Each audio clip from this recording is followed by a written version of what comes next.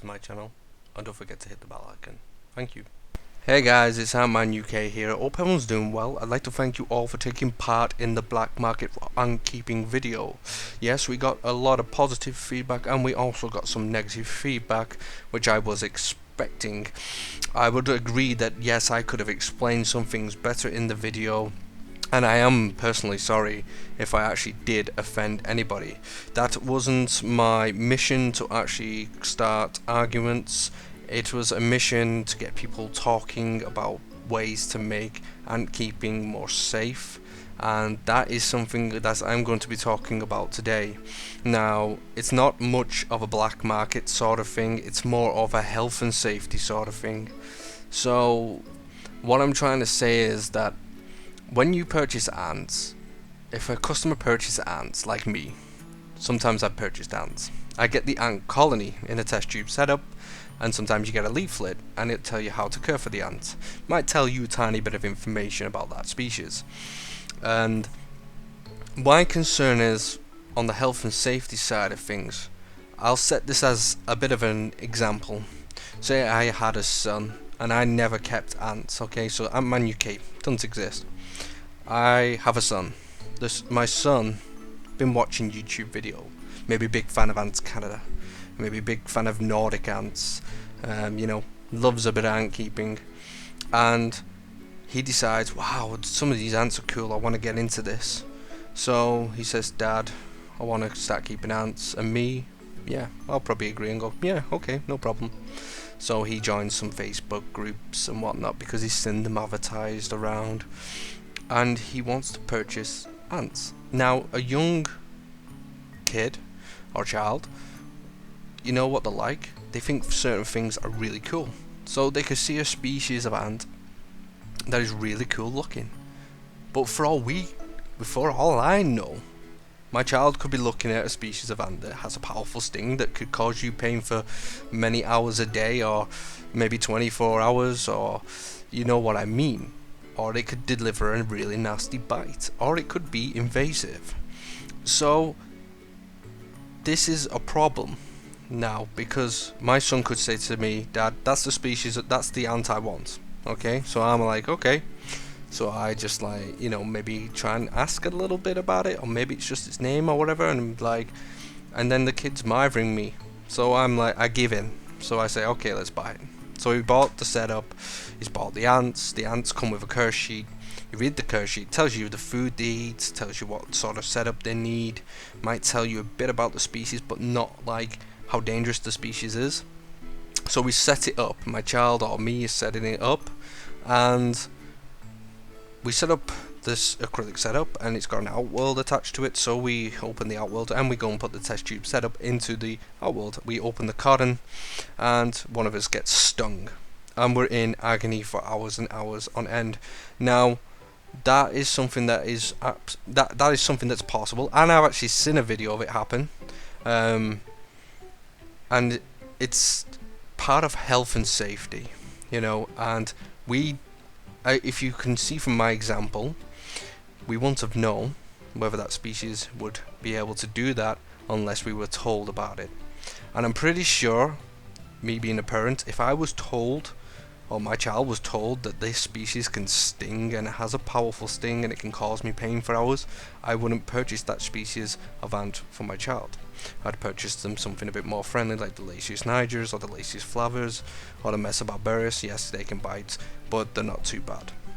So that is just like a fine example of what I'm trying to get my point across, is that yes, I have seen a lot of ant traders and ant sellers providing good curse sheets, and yes, I do agree that some of you ant sellers out there, I'd give you a thumbs up, because some of you will go out there and you will say, you tell people about the species, and some of you do actually tell them how dangerous certain species can be.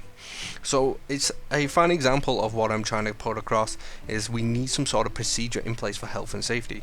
People need to know this information about the certain species that they're about to purchase and what they can do on a dangerous side of things.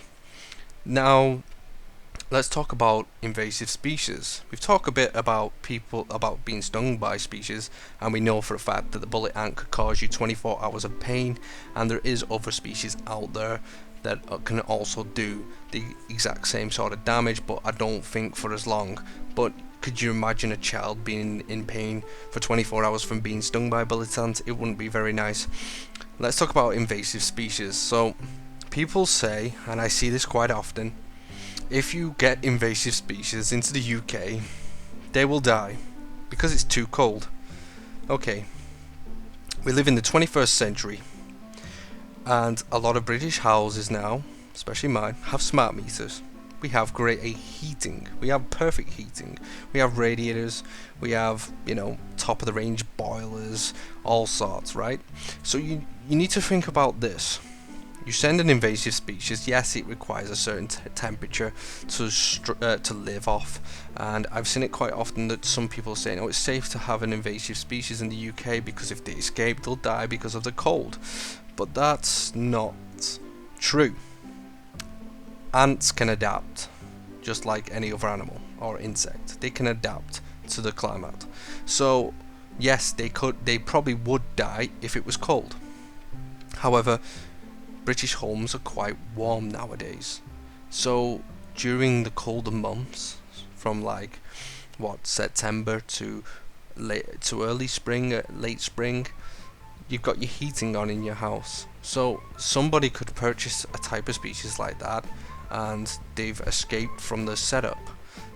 An invasive species could potentially, if you really think about it, if that house is always warm during the winter months and the heating's on timer and it's lovely and warm, they could live in that property until it starts becoming warmer outside. They could get under your skirting boards, get under certain places and nest where it's nice and warm, especially where the radiator piping is or any sort of heat piping around your home. They could hide in certain places like that where it's lovely and warm all the time, especially where you've got like a boiler room. My boiler room is a smart boiler, but also I do have a storage tank for water, which, well, it's not a storage tank, but it holds the water for the bathtub and for the sinks, and that's always warm. So places like that would be perfect for invasive species to stay and survive and thrive, especially your kitchen. Where else would you find a good food supply all the time? The kitchen. So what I'm trying to say is that some invasive species, we all keep saying yes, they'll probably die because it's cold in the UK, but it's not true, because your house is lovely and warm, it'd be perfect for them. Some species, yes. I'm probably thinking that most of the species that require like tropical, really hot temperatures, yes, they're probably the type of species that probably wouldn't survive. They probably would die even in our spring months when it starts warming up. But it shows you that an invasive species could potentially hide in your home until it warms up outside, and they could use your home as their home. So during the summer months, they can go outside your house, do whatever they need to do all the gathering, eating, hunting, killing off other ant colonies that are native, and they've got a home. So they'll just return home to home. So these are some of the things that we need to discuss, and what I'm proposing is that now that ant sellers and ant traders just provide that information to a customer. When someone's looking at buying a certain species of ant, tell them this species can bite, this species has got a powerful sting, it can give you pain for hours, this species could live in your home and invade other native species if it escapes. It's just simple little bits of information like that that would make the ant keeping community a much better place, because at the end of the day, we don't want anybody getting seriously hurt. I wouldn't want a friend of mine or a child or somebody who's ant keeping to get seriously hurt from a sting or a bite of a certain species of ant. So if we could just figure a way of making that work. I know some people already do it, but I just thought I'd bring it up so it's fresh in people's minds and we can talk about it and discuss it. I think that it would be absolutely great and fantastic way of improving on the ant community, especially for ant sellers and ant traders, and then we can reduce the chances of somebody getting hurt or somebody having an invasive species inside their home, nesting there and feeding off their kitchen worktops and eating breadcrumbs from the toaster. So things like that would make it so much better, guys. Anyway guys, I noticed that you guys were voting on the name for the Mesobarbarous colony in the previous video, and it seems that it's 50-50, so I don't know what to do. Because if it's 50-50, what do I do? Does that mean it's my choice which name gets picked? Or do you guys think I should rerun the vote in this comment section below? Comment below.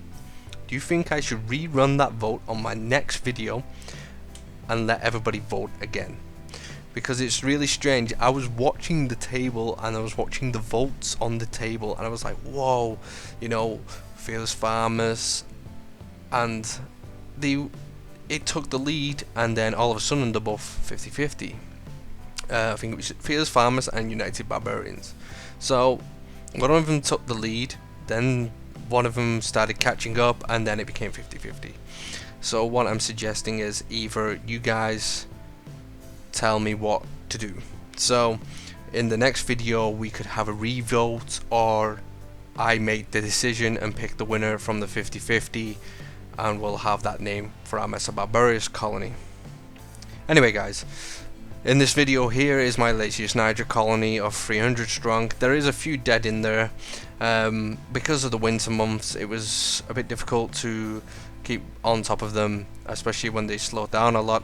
But as you can see in the video, they are enjoying some currants and raisins, and I was really impressed because I was eating some berry nuts from a store, which is like a mix of almonds and raisins and currants. So I decided, you know what, oh go on then, I'll give some to the Latius Niger colony and see how they do, and they love it. And also I gave some to the Mesobarbarous colony. Now at first they checked it out, but they wasn't really into it, and then I checked back about 30 minutes ago and they're at it. They're actually trying to pull them down into the actual setup itself, but the hole's too small for them to get it through, so it's kind of funny watching them. Anyway guys, I hope you guys will discuss and talk about what I've said. I hope we can make some improvements about providing the right information to our customers, so people understand the dangers of certain ant species, and that would make, like I said, it would make the ant community a much better place, and we reduce the chances of people getting hurt, and we also reduce, you know, people may not want to purchase a species that can sting and bite, and we may never know that without asking them. So by providing that information before they purchased, and providing probably a how-to care guide to the customer before they even purchase it, and they can actually have a look at how hard or how easy it is to look after a certain species of ant. Anyway guys and girls, I hope you've enjoyed this video. I've been talking like crazy and my mouth and my throat is killing. Don't forget to like, subscribe and comment in the comment section below. Thank you all for your time, and thank you all for taking part in this discussion. Love you all. AntManUK.